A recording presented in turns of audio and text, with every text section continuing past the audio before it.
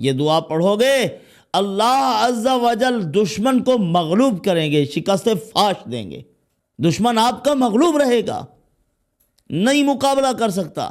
یہ وہ دعا ہے جو رسول اللہ صلی اللہ علیہ وسلم میدان جنگ میں پڑھتے تھے، میدان جہاد میں پڑھا کرتے تھے۔ بسم اللہ الفتاح و بہ استعین۔ واجب الاحترام دوستوں اور بزرگوں، آج ہم آپ کے سامنے ایک بہت ہی اہم ترین عمل پیش کرتے ہیں جو اس میں اعظم کا مقام رکھتا ہے۔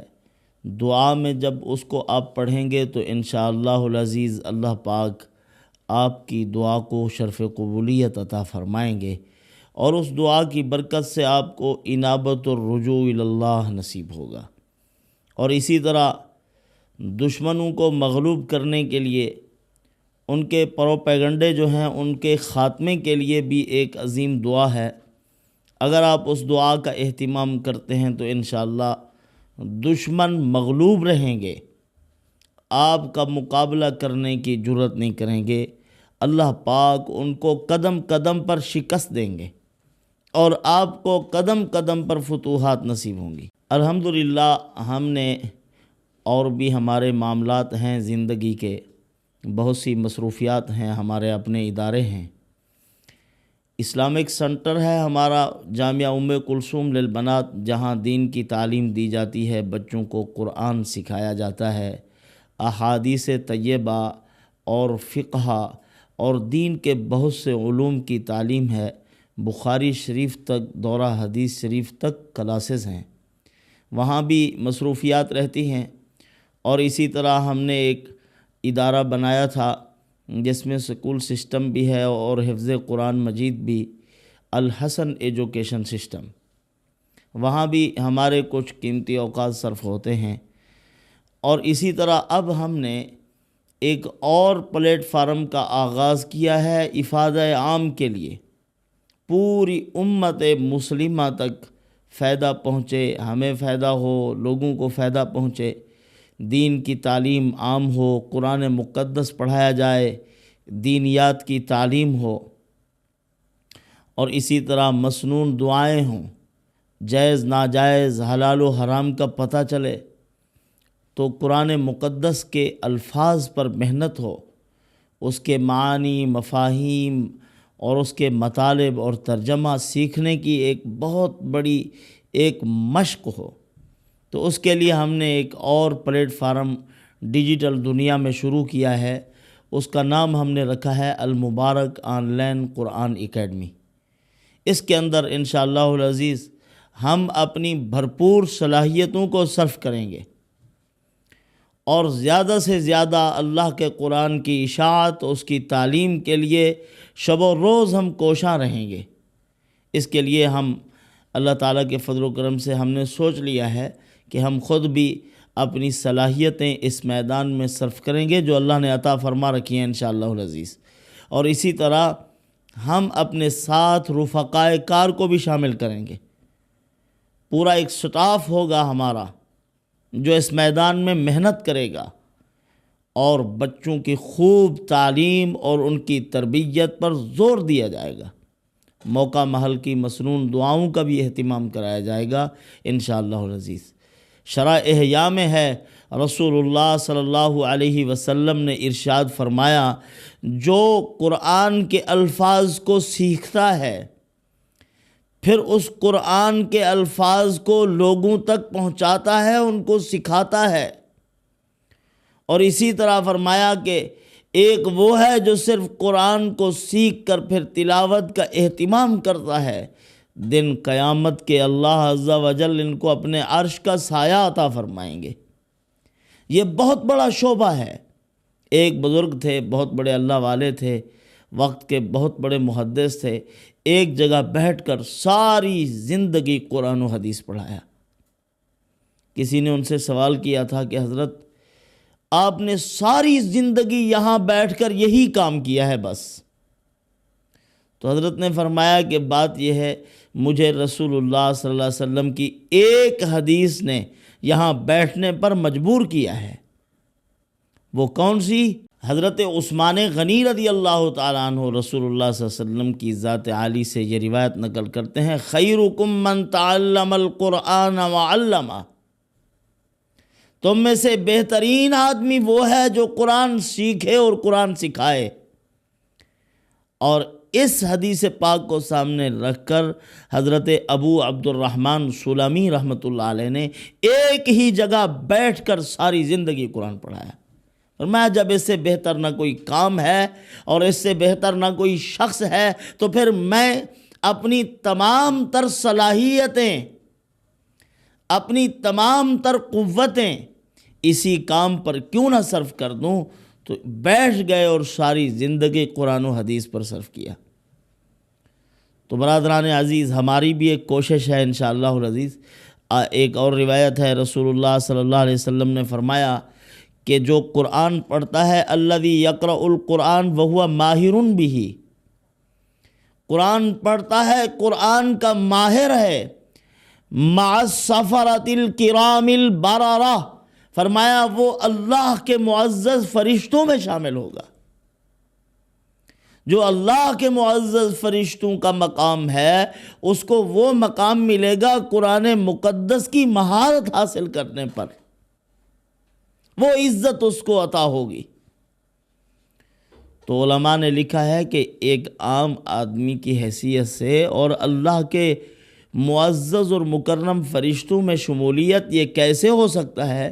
فرمایا کہ جس طرح جبرائیل علیہ السلام اس مبارک وحی کو لے کر آیا کرتے تھے، کبھی کبھی فرشتوں کی مکمل جماعت ہوتی تھی، جس طرح حدیث پاک کا مفہوم ہے کہ جب آیت الکرسی کو لے کر جبرائیل علیہ السلام آئے 70,000 فرشتہ ساتھ آیا۔ تو وہ فرشتے جب ساتھ آتے تھے جو حامل قرآن ہے، اس وحی کو اپنے سینے میں لیے ہوئے ہے، اس کو بھی وہی مقام ملے گا جو فرشتوں کا مقام ہے جو قرآن اتارتے تھے۔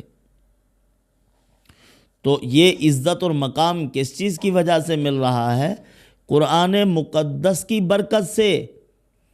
حضرت عمر ابن خطاب رضی اللہ تعالیٰ عنہ جب کسی کو اپنے ہاں ایک گورنر مقرر کرتے تھے تو پھر اس گورنر کا پتہ بھی کرتے تھے، ان کے پاس جاتے، ان کے حال احوال سنتے، ان کو دیکھا کرتے تھے۔ ایک مرتبہ حضرت عمر رضی اللہ تعالیٰ عنہ نے گورنر بنایا مکہ مکرمہ کا حضرت نافع بن عبد الحارث رضی اللہ تعالیٰ عنہ کو۔ تو حضرت گشت کر رہے تھے، چکر لگایا وہاں کا کہ جاؤں اور حضرت نافع بن حارث رضی اللہ تعالیٰ عنہ سے حال احوال معلوم کروں کہ کیا حالات چل رہے ہیں۔ جب وہاں پہنچے تو حضرت نافع رضی اللہ تعالیٰ عنہ سے پوچھا کہ آپ نے جنگلات کا حاکم کس کو بنایا ہے؟ انہوں نے فرمایا حضرت ابن ابزا کو۔ فرمایا وہ کون ہے ابن ابزا؟ فرمایا حضرت ہمارا غلام ہے۔ فرمایا اچھا، آپ نے ایک غلام کو حاکم بنا دیا ہے، یہ کیسا معاملہ ہے؟ ایک غلام آدمی کو اتنے بڑے عہدے پر فائز کر دیا آپ نے۔ تو حضرت نافع رضی اللہ تعالیٰ عنہ نے فرمایا حضرت اس کو میں نے اس لیے حاکم بنایا ہے کہ وہ قرآن کو بہت جانتا ہے، قرآن کا علم ہے اس کے پاس۔ تو حضرت عمر رضی اللہ عنہ نے فرمایا ہاں پھر ٹھیک ہے، کیونکہ قرآن ایک ایسی کتاب ہے جو غلام کو بھی معزز بنا دیتی ہے، اس کو عام آدمی بھی حاصل کرے، اس کی تعلیم کو، اس کے حروف کو سیکھے، اس کے معنی مفاہیم کو سمجھے، چاہے وہ غلام بھی کیوں نہ ہو، اس ادنا سے غلام کو عروج پر پہنچا دیتی ہے یہ کتاب۔ حضور نے فرمایا ہے ان اللہ یرفع بہذا الکتاب اقواما ویضع بہ آخرین، اس کتاب کی وجہ سے اللہ عزت عطا فرماتے ہیں۔ اسی لیے صحیح حروف کے ساتھ، صحیح تلفظ کے ساتھ حروف کی ادائیگی ہو، قرآن مقدس کو پڑھا جائے تو اللہ عز و جل اسی کلام مقدس کی برکت سے بہت اونچا مقام عطا فرما دیتے ہیں۔ پوری تاریخ دیکھ لو، جنہوں نے قرآن کو پڑھا اللہ نے ان کو اونچا مقام عطا فرمایا ہے۔ تو ہم نے اپنی المبارک آن لائن قرآن اکیڈمی کا آغاز کیا ہوا ہے، انشاءاللہ العزیز بہت جلد منظر عام پر آ جائے گی۔ تو انشاءاللہ ہم نے اپنا کام شروع کر لیا ہے، جب بھی داخلے آنے شروع ہو جائیں گے انشاءاللہ ہم بھی پڑھانا شروع کر دیں گے اور بے ترتیب چلائیں گے۔ ایک کورس ہے ہمارا، یہ نہیں ہے کہ بس اس کو قرآن مقدس پڑھا کر چھٹی کر دی جائے گی، نہیں، بلکہ ایک مکمل نظام کے ساتھ چلنا پڑے گا۔ مکتب تعلیم القرآن کی ایک پوری ترتیب ہے، جس طرح کے سکولوں میں سسٹم چل رہے ہیں تو یہ بھی ایک سسٹم ہے، اسی سسٹم کے ساتھ چلنا پڑے گا انشاءاللہ۔ تو بہرحال ہم جب تعلیم دینا شروع کریں گے انشاءاللہ، اللہ تعالیٰ پر امید رکھتے ہوئے ہم کہتے ہیں، جیسے ہمارے ادارے میں بھی ہے جو ہمارے ساتھ منسلک ہوں گے، ان کو ہم اپنی ویڈیوز بھی بھیجیں گے اطمینان کے لیے، تاکہ ان کو پتہ چلے کہ یہ کیا تعلیم دے رہے ہیں، یہ کیا پڑھا رہے ہیں۔ اللہ کے فضل و کرم سے صرف قرآن پڑھے گا نا، قرآن مقدس کے ساتھ ساتھ آپ لگاتار مسنون دعائیں سنیں، احادیث طیبہ سنیں، زندگی کے ساتھ پیش آنے والے معاملات اور روزمرہ کے معاملات میں جو حدیثیں مثلاً صدقے مقال کے لیے، رزق حلال کے لیے، اسی طرح اور بھی بہت سی روایات ہیں جو انسان کی تربیت کے لیے بہت مؤثر ہیں، تو وہ ہم آپ کے سامنے پیش کریں گے۔ آپ کا بچہ فر پڑھے گا انشاءاللہ العزیز۔ تو یہ ہے کہ جب تعلیم شروع ہوگی تو پورا اندازہ تبھی لگے گا کہ کیا تعلیم ہے اور کیا ماحول ہے، کیا معاملات ہیں انشاءاللہ العزیز۔ ہم ایک بہتر ترتیب کے ساتھ اس کام کو کرنا چاہتے ہیں۔ آپ احباب کی دعائیں اور آپ کا تعاون ہمارے ساتھ ہوگا تو انشاءاللہ العزیز دن دگنی رات چوگنی اللہ پاک ترقی عطا فرمائیں گے اور بڑھتے چلے جائیں گے۔ تو ہماری اکیڈمی کی خصوصیت ایک یہ بھی ہے کہ اس کے اندر عمر کی کوئی قید نہیں ہے۔ خواتین پڑھنا چاہیں ان کے لیے بھی ہمارے پاس ایک مکمل سٹاف ہے۔ ہماری بنات میں ادارہ جو ہمارا بنات کا ہے اس کے اندر الحمدللہ معلمات ہیں، ٹیچرز ہیں جو مستقل وہاں کام کر رہی ہیں اور بڑی ماہر اور نیک خواتین ہیں۔ انشاءاللہ العزیز ان کے پاس آپ پڑھیں گی تو بہت فائدہ ہوگا، اور اسی طرح بچے ہیں تو ان کے لیے بھی، یعنی عمر کی کوئی لمٹ نہیں ہے۔ آپ جب بھی آپ کا جی چاہے دین کی تعلیم حاصل کرنے کے لیے قرآن و حدیث پڑھیں، آپ قرآن مقدس کا ترجمہ پڑھیں، تفسیر پڑھیں، تو اس کے لیے بھی الحمدللہ ہمارے پاس شعبہ جات موجود ہیں تمام کے تمام۔ اور رابطہ کرنے کے لیے کمیونٹی پوسٹ پر بھی ہمارا واٹس اپ نمبر موجود ہے، اور اگر کوئی جی میل کرنا چاہے تو جی میل کا بھی وہاں حوالہ موجود ہے، آپ رابطہ کر سکتے ہیں۔ تو بہرحال اللہ تعالیٰ قبولیت سے نوازے اور عالمی لیول پر ہمیں اپنے دین کی خدمت کے لیے پروردگار عالم قبول فرمائیں اور اخلاص عطا فرمائیں ہمیں۔ اللہ کی رضا اگر نہ ہو تو وہ کام دیر تک باقی نہیں رہ سکتا، مٹ جاتا ہے، اور دنیا میں بھی بے اثر اور بے نتیجہ رہتا ہے، آخرت میں بھی بے اثر اور بے نتیجہ رہتا ہے۔ اللہ ہمیں قبول فرمائے، جو کام کرنے کی توفیق عطا فرمائے اس میں اخلاص عطا فرما دیں اللہ پاک، تو انشاءاللہ کامیابی ہی کامیابی ہے، دنیا آخرت میں پھر عزت و آبرو بھی ہے اور عظمت بھی ہے۔ اگر یہ چیزیں نہ ہوں، خلوص کی نعمت سے محروم وہ کچھ بھی نہیں کر سکتا۔ اللہ ہی چلانے والے ہیں، اللہ ہی چلائیں گے انشاءاللہ العزیز۔ تو بہرحال یہ ہمارا ایک مختصر سا خاکہ اور تعارف تھا جو میں نے آپ کی خدمت میں پیش کر دیا ہے۔ باقی انشاءاللہ جب تعلق بنے گا، جو احباب پڑھنا چاہیں گے، جب یہ چیزیں جو سن رہے ہیں مشاہداتی طور پر سامنے آئیں گی تو انشاءاللہ اعتماد بڑھے گا۔ اللہ تعالیٰ انہی باتوں پر عمل کی توفیق عطا فرمائے۔ اور جو عمل آج میں آپ کی خدمت میں پیش کرنے لگا تھا وہ یہ ہے کہ آپ اللہ عز و جل کی ذات عالی سے جب بھی دعا مانگنا چاہیں، آپ ہاتھ اٹھائیں تو اللہ رب العزت سے اس طرح درخواست کریں، یہ دعا پڑھیں گے تو اللہ پاک آپ کی دعا کو قبول فرمائیں گے، اور اس دعا کے ذریعے سے دھیان بھی نصیب ہوگا اللہ تعالیٰ کا، آپ کو پروردگار عالم کا قرب نصیب ہوگا، انابت اللہ، رجوع اللہ نصیب ہوگا۔ وہ الفاظ کون سے ہیں؟ وہ الفاظ ہیں جب حضرت موسیٰ علیہ السلام کو پروردگار عالم نے حکم فرمایا تھا کہ اس پتھر پر عصا مارو. عصا مارا تو اس سے اور پتھر نکلا، پھر اس پتھر سے اور پتھر نکلا، پھر تیسرے پتھر میں ایک کیڑا بیٹھا ہوا اللہ کی تسبیح پڑھ رہا تھا. سبحان من یرانی، سبحان من یسمع کلامی، سبحان من یذکرنی ولا ینسانی. یہ دعا پڑھ کر اللہ سے مانگو. اسی طرح یا ہوا یا من لا ہوا الا ہو، یا ہوا یا من لا ہوا الا ہو، یہ پڑھو تو انشاءاللہ یہ مختصر سا ہے، اس کی برکت سے دعا بھی قبول ہوگی، اور آپ جب اس دعا کو پڑھیں گے تو دھیان بھی نصیب ہوگا. رجوع اللہ، اللہ کی طرف انابت، اس کا مزہ آئے گا.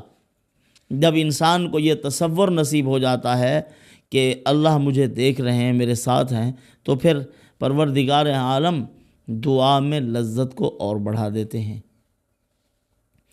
اسی طرح دشمن اگر تنگ کرتے ہوں، آپ کے خلاف پروپیگنڈے کرتے ہیں، یہ آپ کے خلاف نہیں ہوتے، جو بھی مخلوق خدا کے خیر خواہ دنیا میں آئے ہیں ان کے خلاف منفی پروپیگنڈے چلے ہیں.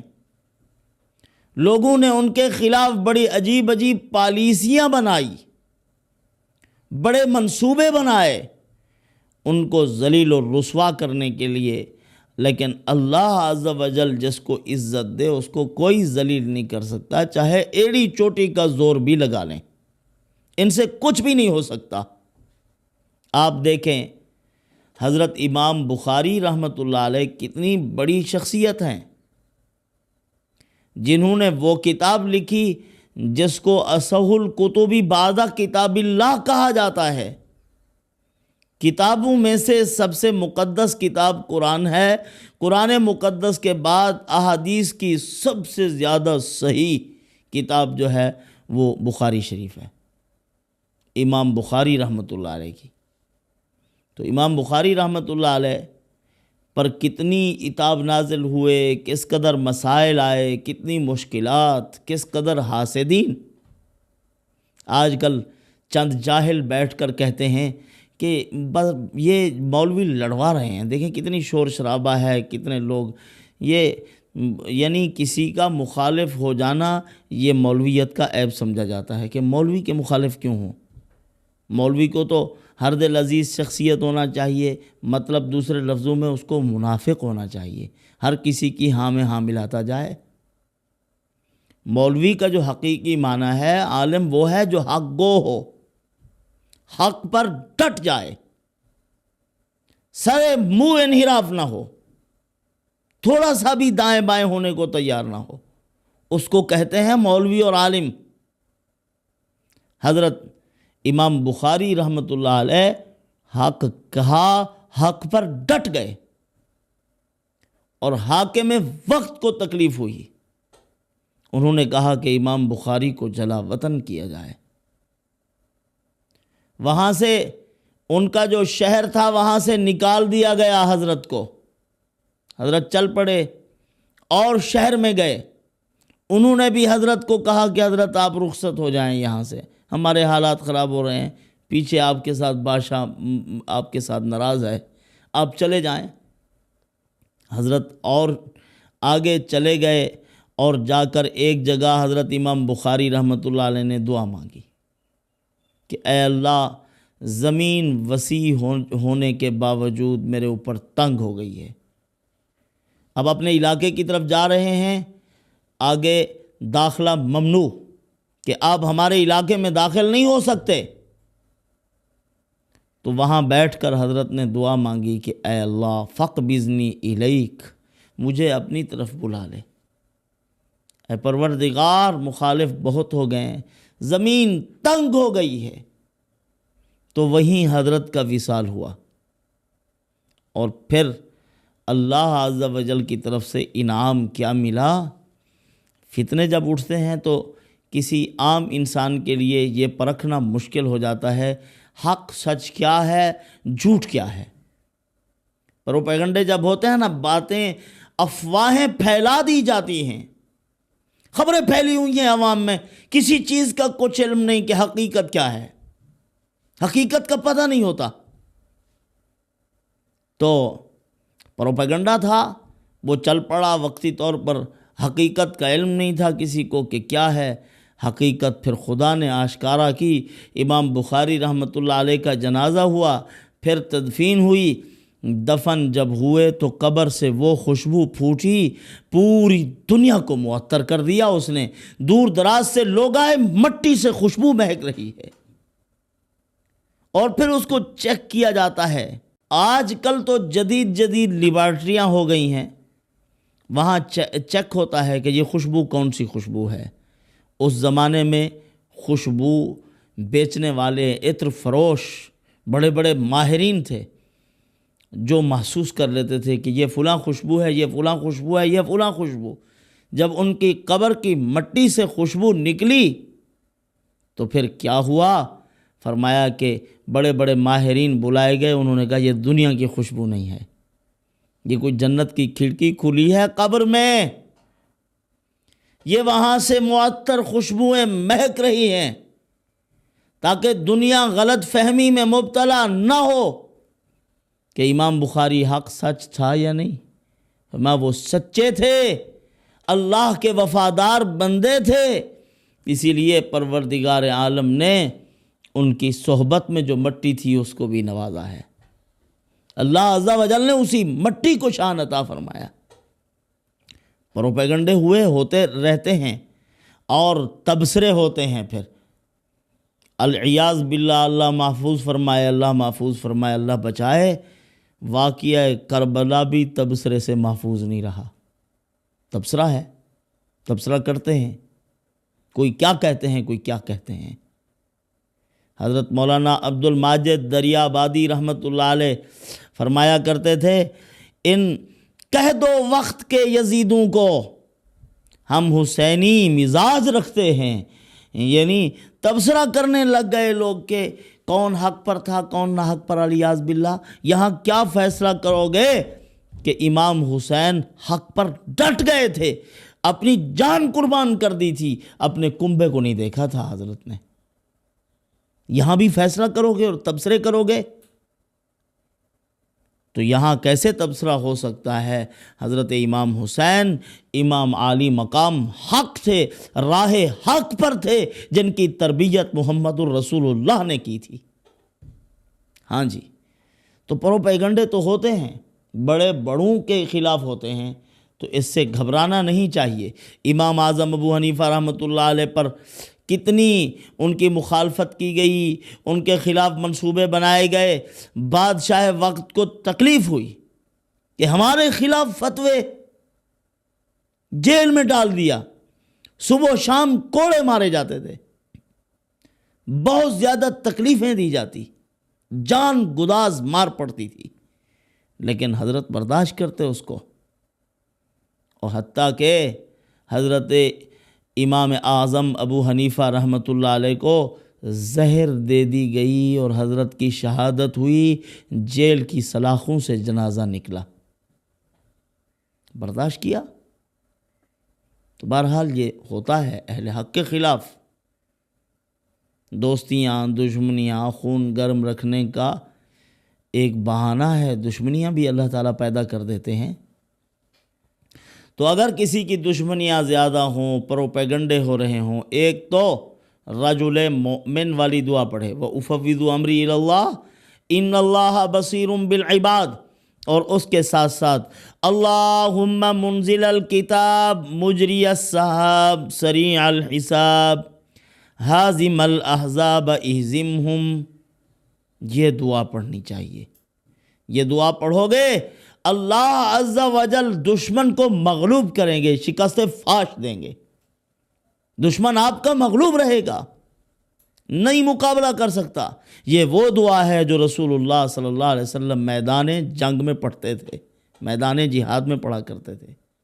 اللہم منزل الکتاب مجری السحاب سریع الحساب حازم الاحزاب اہزمہم، اے لشکروں کو شکست دینے والے ان کو شکست دیجیے۔ تو آئیے ان اعمال کو کیجیے، انشاءاللہ العزیز اللہ عز و جل انہی اعمال کی برکت سے فتح و نصرت عطا فرمائیں گے۔ وما علینا الا البلاغ۔